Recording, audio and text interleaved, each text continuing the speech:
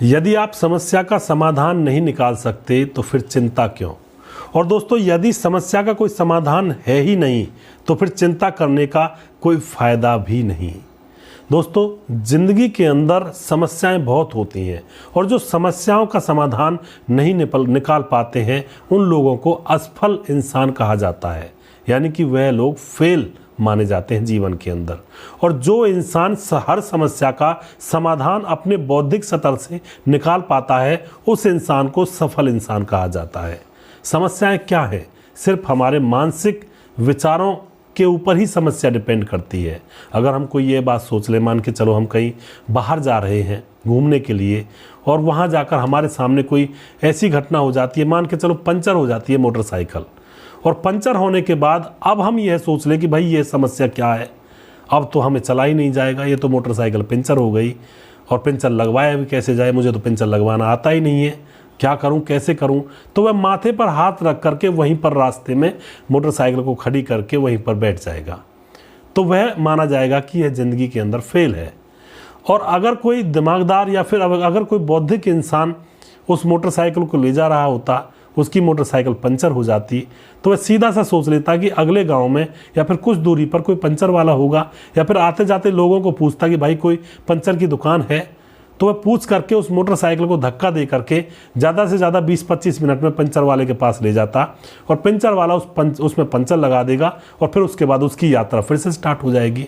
तो उस इंसान को कहा जाएगा कि यह इंसान अपने जीवन में सफल है। तो सफलता और असफलता इंसान के ऊपर ही डिपेंड करती है, उसकी बौद्धिक क्षमता के ऊपर।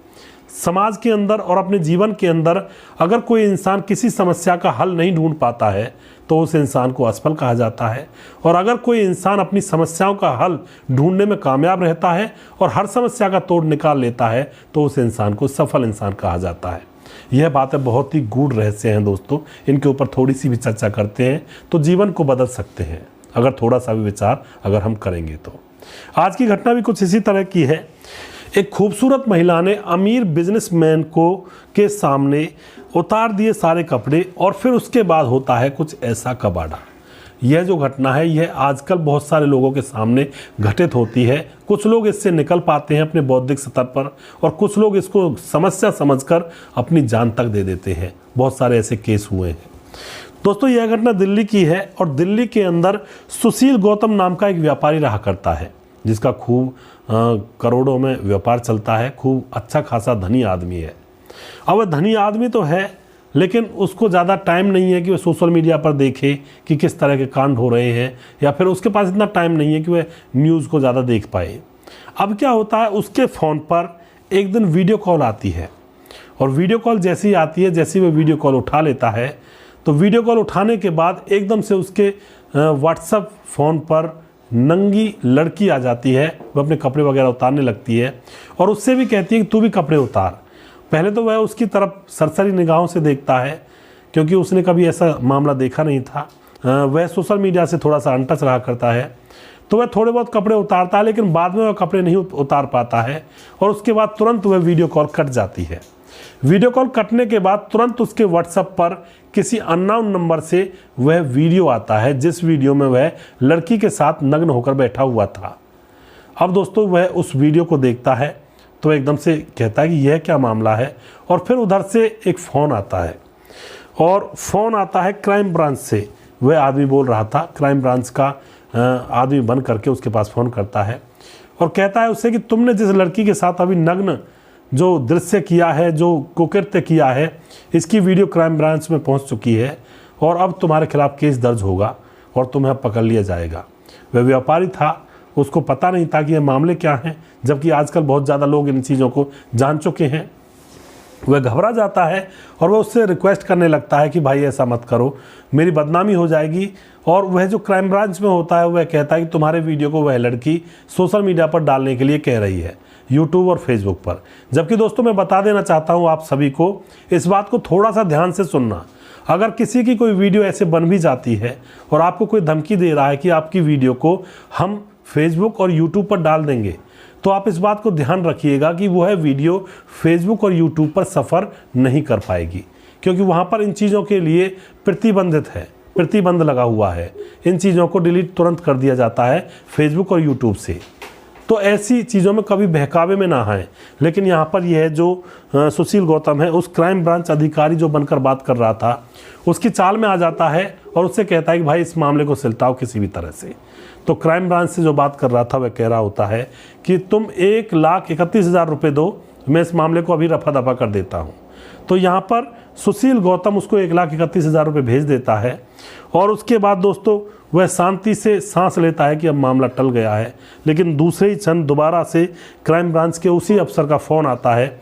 अब की बार वह कहता है कि जिस लड़की के साथ तुमने ये वीडियो बनाई थी, उस लड़की ने शर्म से अपनी जान दे दी है और अब वह तुम्हारे ऊपर पड़ेगी।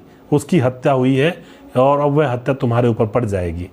अब यहाँ पर व्यापारी और ज़्यादा घबरा जाता है और अब की बार जो क्राइम ब्रांच अधिकारी होता है, केस को दबाने के लिए वह अब उससे 6 लाख रुपए मांगता है।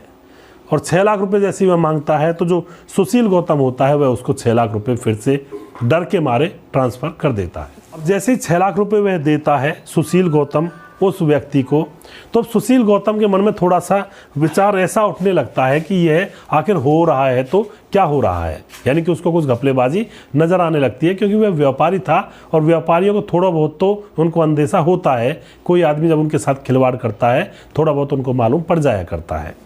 तो यहाँ पर अब वह सोचता है कि अब तो यह ऐसे ही परेशान करते रहेंगे रोज़ रोज़। तो वह एक डिसीज़न लेता है। वह कहता है कि अब जो भी हो देखा जाएगा, मैं पुलिस के पास जाता हूँ। वह पुलिस के पास जाता है और वहाँ जाकर के सारी बातें पुलिस को बता देता है। पुलिस उसके बताए अनुसार रिपोर्ट दर्ज करती है और फिर पुलिस जैसे जैसे उसने बताया था उसी हिसाब से उस केस की छानबीन करती है। सीसीटीवी कैमरे खंगाले जाते हैं और तकरीबन न जाने 200 से 300 खाते भी खंगाले जाते हैं और जो एटीएम के अंदर कैमरे लगे हुए थे उनको देखा जाता है। तो उनमें पुलिस को कुछ क्लू मिलते हैं कि कुछ लोग लगातार पैसे निकालते हैं और उनके अकाउंट्स कुछ फर्जीवाड़े के से हैं। तो यहाँ पर वह लोग होते हैं रमन, चंदू जो कि भरतपुर के हैं और खुर्शीद, मुरारी, विक्रम। ये 5 लोग होते हैं। इन लोगों को पुलिस एक एक करके धर दबोचती है और फिर इनसे कहती है कि तुमने ऐसा क्यों किया। तो ये बताते हैं कि साहब ये हमने धंधा बनाया हुआ है। और इन 5 लोगों को पकड़ कर इनसे पूछा जाता है कि तुमने कितने पैसे कमाए हैं। तो ये 5 लोग बताते हैं कि हमने पिछले 3 महीने में तकरीबन 3 से 4 करोड़ रुपए कमा लिए हैं इसी धंधे से। अब पुलिस उनके साथ जो लड़की थी उसको भी ढूंढ रही होती है, लड़की थी या नहीं थी या फिर वह वीडियो रिकॉर्डेड था। तो इसके बारे में पुलिस पता लगा रही है और वह जो व्यापारी था सुशील गौतम वह बच जाता है और उसके पैसे वगैरह भी वापस करवा दिए जाते हैं। तो इस तरह से यहाँ पर सुशील गौतम हिम्मत से काम लेता है। अगर ये डर जाता तो इसके साथ भी कुछ भी हो सकता था। सबसे पहले इसको कंगाल करते और फिर अंत में भी वो रुकते नहीं हैं, फिर भी पैसे मांगते रहते हैं और अंत में लोगों को अपनी जान देनी पड़ जाती है। कई हेडमास्टर, कई सरकारी नौकरियों में लगे हुए लोग जो कि बुजुर्ग थे, जिनको इन फ्रॉडबाजी का पता नहीं था, समाज के डर से, बदनामी के डर से अपनी जान दे चुके हैं इस मामले में। तो इस फ्रॉडबाजी से दूर रहें। आपका कोई कुछ नहीं बिगाड़ सकता, चाहे उसने कैसा भी वीडियो बना लिया है।